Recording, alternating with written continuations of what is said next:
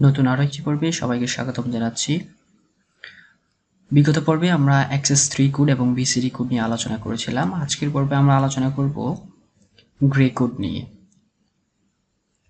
তো আমরা এই পর্বে মেইনলি আলোচনা করব any base to gray code conversion, মানে যে কোনো বেস থেকে আমরা কিভাবে গ্রে কোডে কনভার্ট করতে পারি তার সহজ একটা ইলাস্ট্রেশন আমি দেখানোর চেষ্টা করব।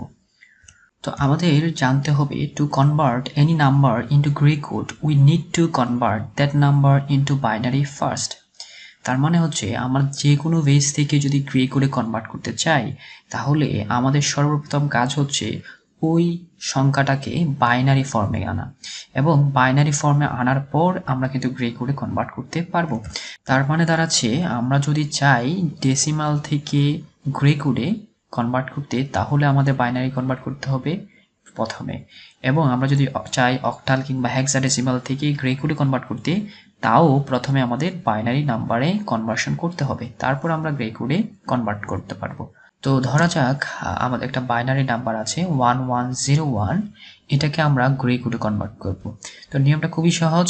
তাহলে বাইনারি নাম্বারের যে এমএসবি বিটটা আছে, মানে মোস্ট লেফট সাইডের যে বিটটা আছে এমএসবি, সেই এমএসবিটা গ্রে কোডেরও এমএসবি হবে, মানে হুবহু বসে যাবে। তাহলে প্রথম যেটা 1 আছে সেটা গ্রে কোডে সরাসরি বসে যাবে। এরপর বাইনারি নাম্বারের প্রত্যেকটা পাশাপাশি দুইটা নাম্বার যোগ হয়ে আমার গ্রে কোডে কনভার্ট হবে।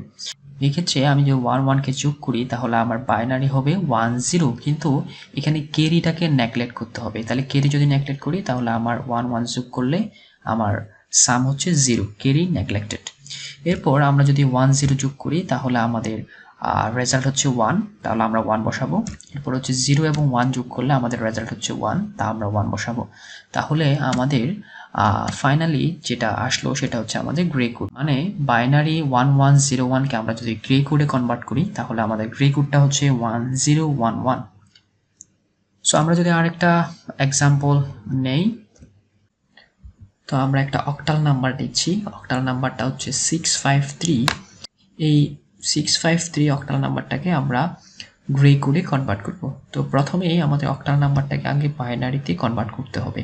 তাহলে 653 এই অক্টাল নাম্বারটাকে আমরা যদি বাইনারিতে কনভার্ট করি তাহলে হবে 110101011।